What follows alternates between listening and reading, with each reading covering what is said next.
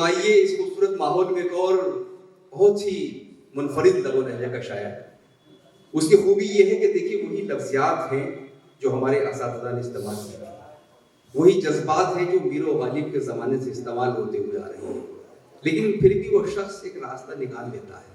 ये बड़ा हुनर होता है, बड़ी फनकारी होती है, और डॉक्टर नदीम शाद ने ये हुनर, ये फनकारी सीख ली है कि उन्होंने उसी क्लासिकी रवैये के दरमियान रहते हुए कुछ ऐसे शेर कहे हैं, कुछ इस अंदाज से शायरी की है कि वो हमारे दिलों की धड़कन बन जाती है।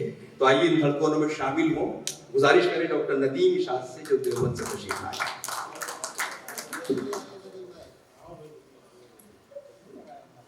बहुत शुक्रिया मोइन भाई। सदर साहब से इजाज़त चाहता हूँ और उसके बाद शुक्रगुजार हूँ उर्दू अकेडमी मध्य प्रदेश का और हमारी बड़ी करम फरमा नुसरत मेहदी साहिबा का कि उन्होंने बुलाया और आप लोगों से मुलाकात हुई। अब बिला किसी तमहीद के एक मतले से बात शुरू करना चाहता हूँ और आप लोगों से भी इजाज़त चाहता हूँ। इजाज़त है आप लोगों की? मतला अर्ज करता हूँ साहब, मतला सुनिए। जी भाई। मतला यूं अर्ज किया है, हटाओ हाथ आंखों से, ये तुम हो जानता हूं मैं। वाह, क्या कहती। हटाओ हाथ आंखों से, ये तुम हो जानता हूं, ये तुम हो जानता हूं मैं। तुम्हें खुशबू नहीं आहट से भी पहचानता हूं। हटाओ हाथ आंखों से, ये तुम हो जानता हूं मैं। तुम्हें खुशबू नहीं आहट से भी पहचानता हूं मैं। तुम्हें खुशबू नहीं आहट से भी पहचानता हूं मैं। भटकता फिर रहा था गम, लिपट कर मुझसे ये बोला। भटकता फिर रहा था गम, लिपट कर मुझसे ये बोला। कहाँ जाऊं तुझी को शहर भर में जानता हूं। कहाँ जाऊं, कहाँ जाऊं तुझी को शहर भर में जानता हूं। कहाँ जाऊं तुझी को शहर भर में जानता हूं। एक मतला और सुनिए। मतला यूं अर्ज है कि बहुत यकीन में नहीं था, चलो गुमान में था। बहुत यकीन में नहीं था, चलो गुमान में था। मगर ये कम तो नहीं है, मैं उसके ध्यान में था। मगर ये कम तो नहीं है, मैं उसके ध्यान में था। ये शेर हाजिर करना चाहता हूँ, सुनिए। मगर ये कम तो नहीं है, मैं उसके ध्यान में था। ज़मीन पे बिखरा पड़ा हूँ तो मुझसे इबरत लो। बहुत खूब, बहुत खूब। ज़मीन पे बिखरा पड़ा हूँ मुझसे इबरत लो, तो मुझसे इबरत लो। मैं आप ही की तरह कल तक आसमान में था। ज़मीन पे बिखरा पड़ा हूँ तो मुझसे इबरत लो। मैं आप ही की तरह कल तक आसमान में था। एक बिल्कुल भाई ताज़ा मतलब शेयर करना चाहता हूँ, वो सुन लीजिए। शकील भाई भाई हाजिर करता हूँ, सुनिए। मतलब हाजिर करता हूँ, सब मतलब सुनिए। मतलब यूं अर्ज है कि तेरी रहमत का जो करना था अदब भूल गए। तेरी रहमत का जो करना था अदब भूल गए। यानी हम लोग तेरा कहरो गजब भूल गए। यानी हम लोग तेरा कहरो गजब भूल गए। और शेर है कि यानी हम लोग तेरा कहरो गजब भूल गए। आप तो खार हैं, किस ज़ोम में फिरते हैं मियाँ।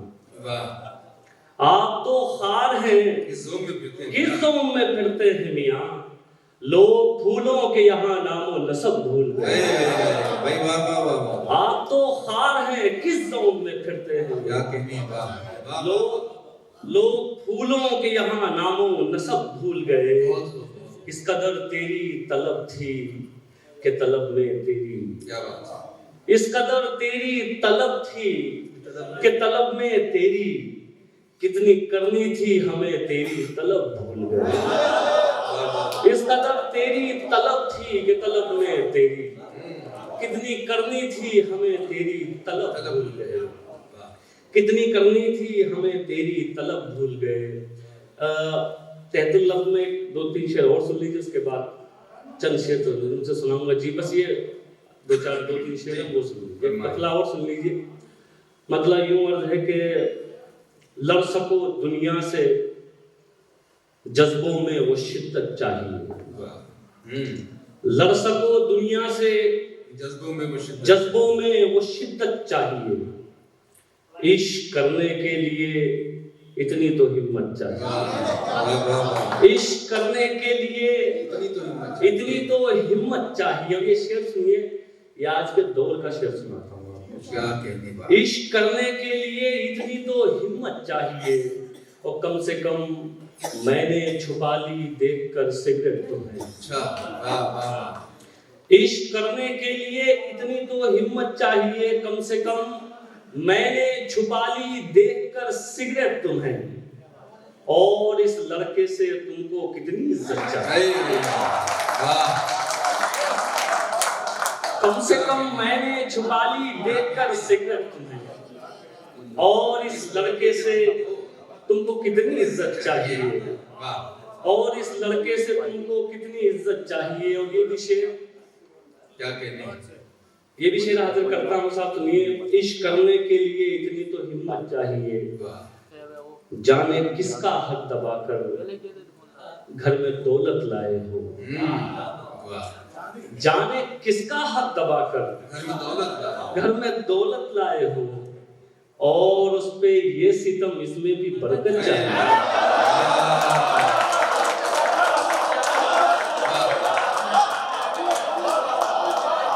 क्या कहने,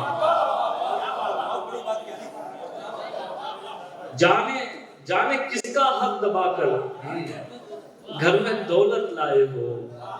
और उस पे ये सितम इसमें भी बरकत चाहिए, और उस पे ये सितम इसमें भी बरकत चाहिए। और एक ये आखिरी शेर सुनिए साहब, ये भी बतौर खास आप तक पहुंचाता हूँ। अगर कुछ कहा हो तो आप सबकी फिर दुआ चाहता हूँ, सुनिए शकील भाई।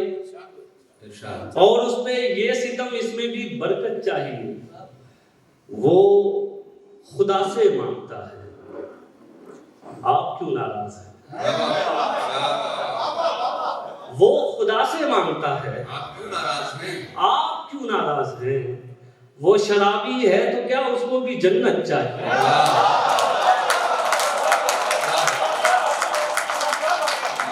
खुदा से मांगता है, आप क्यों नाराज हैं। वो शराबी है तो क्या उसको भी जन्नत चाहिए। बहुत शुक्रिया, मैं बहुत शुक्रगुजार हूँ। और चंद शेर तरन्नुम से सुन लीजिए, एक मतला एक शेर, उसके बाद एक छोटी सी गजल के 2-3 शेर जी। मतला हाजिर करता हूँ साहब, मतला सुनिए। मतलब मेरे नौजवान बैठे हुए पीछे, आप लोगों के लिए बतौर खास ही मतला पढ़ता हूँ, सुनिए। मुश्किल कोई आन पड़ी तो घबराने से क्या होगा, मुश्किल कोई आन पड़ी तो घबराने से क्या होगा, घबराने से क्या होगा। मुश्किल कोई आन पड़ी तो घबराने से क्या होगा। जीने की तरकीब निकालो मर जाने से, जीने की तरकीब निकालो। मुश्किल कोई आन पड़ी तो घबराने से क्या होगा। जीने की तरकीब निकालो मर जाने से क्या होगा। शेर सुनिए। सब मिलकर आवाज उठाएं तो कुछ चांद पे रोब पड़े। सब मिलकर आवाज उठाएं तो कुछ चांद पे रोब पड़े।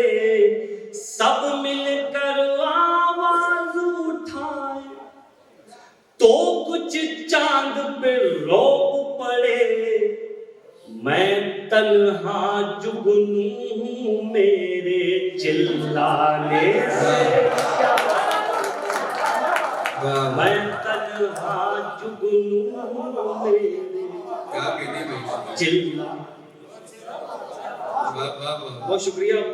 आखिर में मैं वो गजल के 2-3 शेर और आप तक पहुंचाता हूँ, उसके बाद एक मतला सुन लीजिए साहब। मतला बतौर खास इसलिए सुना रहा हूँ कि जिंदगी में कभी ना कभी हमें किसी ना किसी से अलग होना पड़ता है, लेकिन अलग होने के बाद एहसास होता है कि क्या चीज चली गई।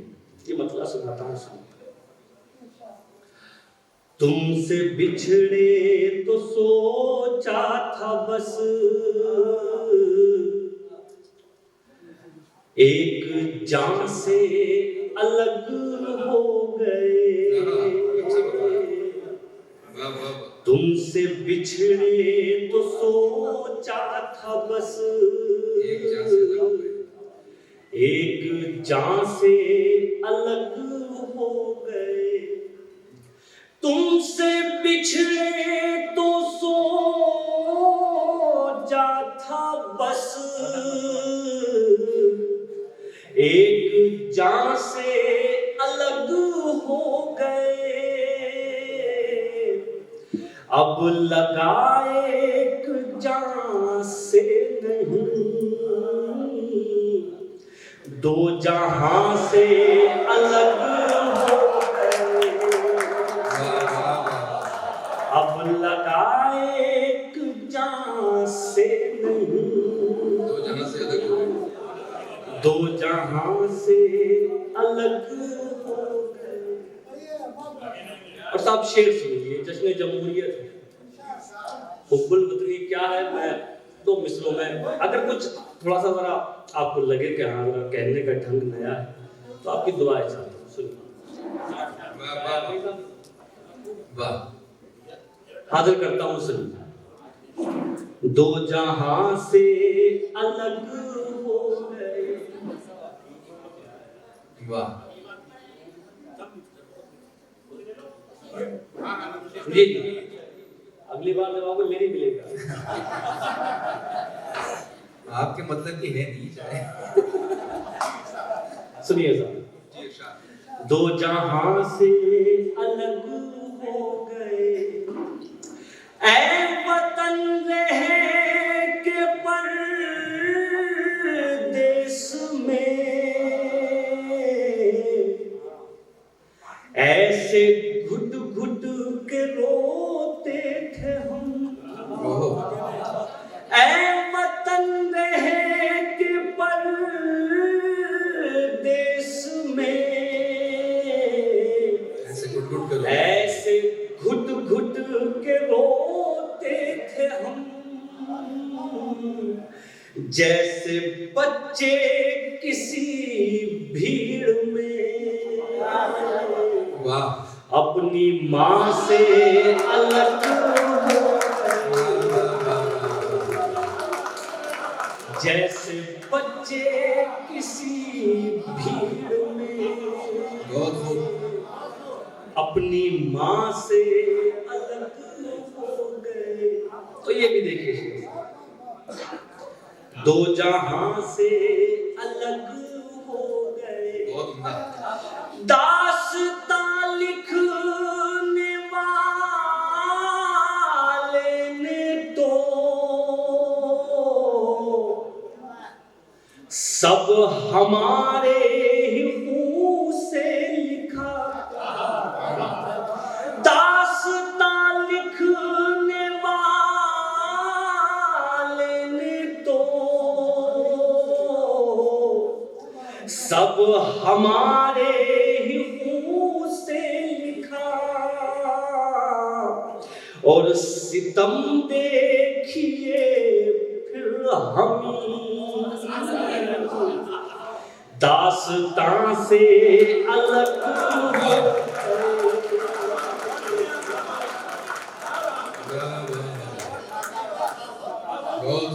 बहुत शुक्रिया, बहुत शुक्रिया।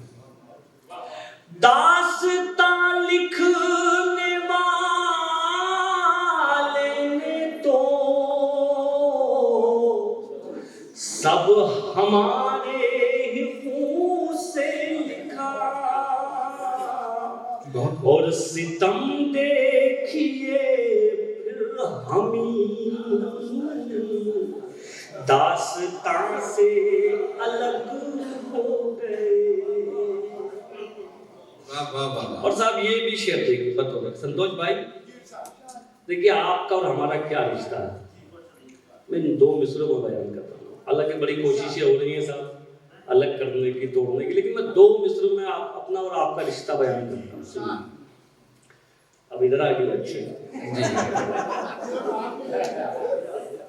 ठीक है, पढ़ने कोई मसला नहीं। जी जी जी, बस जरा असल में नहीं प्रॉब्लम तो कोई नहीं होगी, जरूरी चीज़ है कि लोग उसे देखने लगते हैं। मैं चाहता हूँ ये उसे ना देख,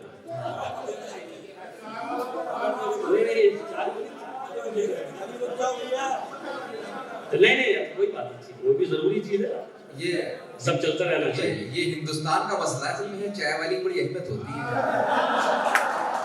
देखना पड़ता है। देखिए साहब ठीक है, क्या कर सकते हैं। इरशाद। शेर हाजिर करता हूँ, सुनिए। 2 जहां से अलग हो गए, क्या कहा आपको छोड़ कर, हम जिएंगे अजी छोड़िए। वाह वाह वाह। क्या कहा आपको छोड़ कर, हम जिएंगे अजी छोड़िए। क्या सुना है सितारे कभी आसमां से अलग हो गए, क्या सुना है सितारे कभी। और ये आखिरी शेर सुनिए मक्ते के बाद इजाजत। एक बार फिर आप लोगों का भी शुक्रिया, नुसरत मैडम का भी शुक्रिया, उर्दू अकादमी का भी। ये आखिरी शेर भी हाजिर करता हूँ, ये भी सुनिए। दास्तां से अलग हो गए, तुम खुदा तो नहीं हो नदी, एक दिन तुम भी मर जाओगे। तुम खुदा तो नहीं हो नदी, एक दिन तुम भी मर जाओगे। फिर तकब्बुर भला किस लिए, तुम कहां से अलग हो गए।